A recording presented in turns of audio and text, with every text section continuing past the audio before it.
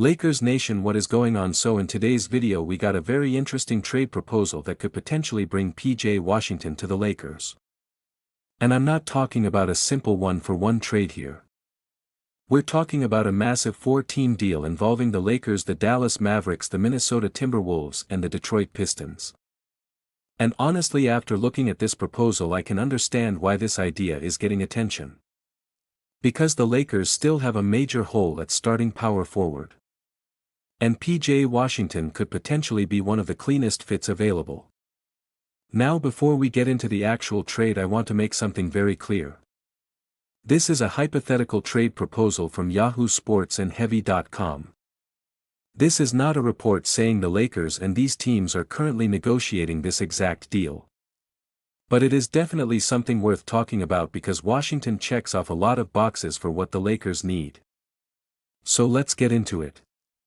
The proposed trade would have the Lakers receiving PJ Washington. Dallas would receive Donte DiVincenzo, a 2030 first-round pick from Detroit, a 2030 second-round pick from Minnesota, and 2 second-round picks from the Lakers. Detroit would receive Jake LaRavia, Adou Thiero, and Dalton Connect. And Minnesota would be involved as part of the larger framework that ultimately helps move the pieces around. So immediately when you look at this trade, the first question has to be, why would the Lakers give up multiple young players and draft assets for PJ Washington? And for me the answer is pretty simple. The Lakers need a starting power forward. After losing LeBron James, Rui Hachimura, Luke Kennard and Marcus Smart this offseason, the Lakers have had to completely reshape their roster. And while the Lakers have made some major moves already, they still need somebody who can step into that starting forward position and actually make sense next to Luka Doncic. That's where Washington becomes extremely interesting. Because this isn't a player the Lakers would be bringing in hoping he can eventually become a starter. He already is one. He has NBA playoff experience. He has played in big games. And most importantly, he already knows how to play alongside Luka. That last part is extremely important to me. We saw Washington and Luka play together in Dallas. So if you're the Lakers, you're not asking Washington to spend half the season learning how to play with Luka. He already understands the way Luka operates. He knows Luka is going to have the ball in his hands. He knows how to space the floor around him. And he knows how to attack when Luka creates an opportunity. That familiarity could make the transition much easier. And that's one of the biggest reasons I actually like this idea for the Lakers. Washington also gives you something the Lakers desperately need. Size. Defense. Versatility. And shooting from the frontcourt. You don't necessarily need Washington to come to Los Angeles and score 25 points every night. That's not his job. The Lakers already have Luka Doncic as their offensive engine. What you need around Luka are players who can defend multiple positions, hit open shots, finish plays around the basket, and give Luka another reliable option when defenses start loading up on him. And Washington can potentially provide that. Now let's talk about Dallas. Because if you're Dallas, you're not giving away PJ Washington just because the Lakers want him. There has to be a reason. And this is where the Mavericks' current situation becomes interesting. According to the article, Dallas has a lot of money invested in its frontcourt. They've added Santi Aldama. They've committed money to Najee Marshall. They've drafted Morez Johnson Jr. And suddenly Washington becomes a player who doesn't necessarily fit the same timeline as the younger pieces Dallas is building around. That's important. Dallas is no longer operating with the exact same roster and timeline they had when Luka was there. They're trying to build a different version of this team. So if Dallas believes Washington isn't part of that long-term picture, they can turn him into additional assets. And this proposal gives them several of them. Dallas would get Donte DiVincenzo. A first-round pick. A second-round pick. And 2 additional second-round picks from the Lakers. That's a pretty significant return for a player they may not consider part of their long-term plans. And DiVincenzo is especially interesting. He's an experienced guard who can provide shooting, perimeter defense, energy and playmaking. So instead of simply losing Washington and getting nothing back, Dallas would be adding a proven NBA player plus future draft capital. That gives them flexibility. And when you're rebuilding or reshaping your roster, flexibility is extremely important. Now let's move over to Minnesota. This is where the trade gets really interesting. Because Minnesota would be looking to address its own roster problem. The Timberwolves need more size and versatility in the frontcourt. And this proposal gives them Jared Vanderbilt. Vanderbilt is somebody Lakers fans already know very well. He's an extremely active defender. He can guard multiple positions. He brings energy. He can rebound. And he doesn't need the ball in his hands to make an impact. For Minnesota, that could make a lot of sense.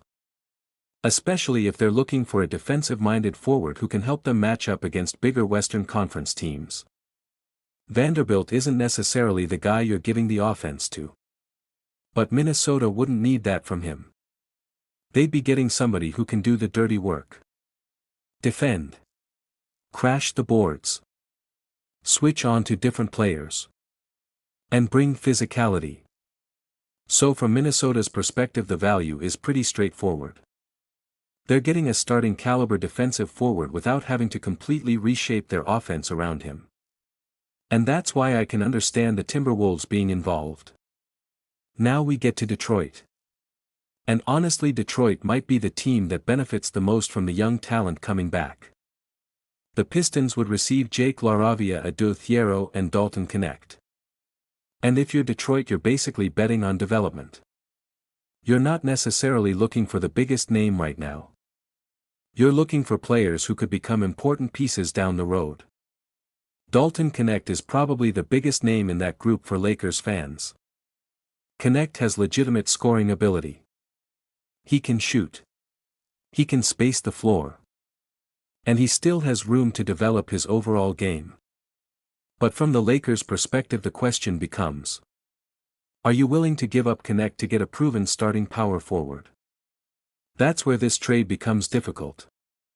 Because I like Connect. I think there is real potential there. But if the Lakers are serious about maximizing the Luka Doncic era, they can't only build for 5 years from now. They need to build for right now. And that's the argument for Washington.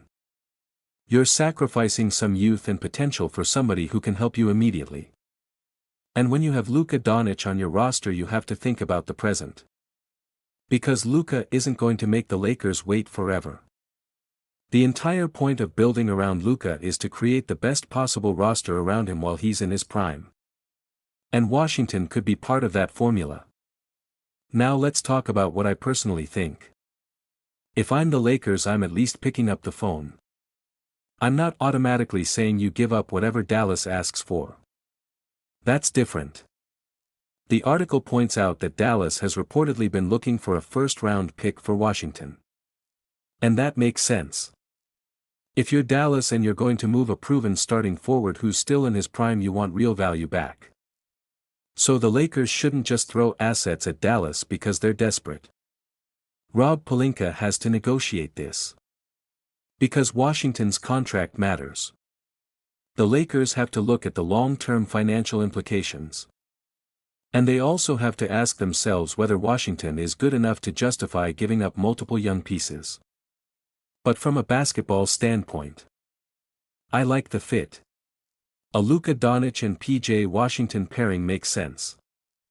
And we already know it can work because we've seen them play together. Imagine Luka bringing the ball up the floor. Washington spacing out on the perimeter. Austin Reeves attacking on the other side. Walker Kessler providing size inside. And then you have another defensive-minded player alongside them. That gives Luka options. And that's what you want. You want defenses to have to make difficult decisions. If they double Luka, Washington can punish them with an open shot. If they close out, Washington can attack. If the Lakers need size, Washington can give them that. And defensively he's versatile enough to help cover some of the weaknesses that naturally come with having a high-usage superstar like Luka. That's why I think Washington is more interesting to me than simply chasing the biggest available name. You don't necessarily need another superstar. You need players who complement your superstar. And Washington fits that description. Now obviously there are risks. The Lakers would be giving up young players. Connect could develop into a very good player. Thiero has upside. And the Lakers would be giving away multiple second-round picks. So you can't ignore that. And there's always the possibility that Washington's contract becomes difficult to move later. That's why I wouldn't call this a no-brainer. But if the Lakers believe Washington is the missing starting power forward they've been looking for, then I think it's a trade worth exploring. And there's another reason I think this proposal is fascinating. It's not just about getting P.J. Washington. It's about building a roster specifically around Luka Doncic. The Lakers don't need to copy the Dallas Mavericks. But they can learn from what worked when Luka was in Dallas. Give Luka shooting. Give Luka size. Give Luka defensive versatility. Give Luka players who understand how to play without dominating the basketball. Washington has already been part of that environment. So there wouldn't be a huge learning curve. And that's a major advantage. At the end of the day, I don't know if this exact 4-team trade will ever happen. Again, this is a hypothetical proposal. But the idea behind it makes a lot of sense. Dallas gets draft capital and a veteran guard. Minnesota gets a defensive forward. Detroit gets multiple young players to develop. And the Lakers get a proven starting power forward who already has chemistry with their franchise superstar. That's why this trade is worth discussing. If I'm the Lakers, I'm calling Dallas. I'm asking what the real price for P.J. Washington is. And if the asking price is reasonable, I'm seriously considering it. Because the Lakers don't need another move just to make a move. They need the right move. And P.J. Washington might be one of the players who actually makes sense next to Luka Doncic. So Lakers Nation, let me know what you think. Would you give up Dalton Connect and the other pieces to bring P.J. Washington back together with Luka in Los Angeles? Or would you rather keep the young players and look for another starting power forward? Let me know your thoughts down below.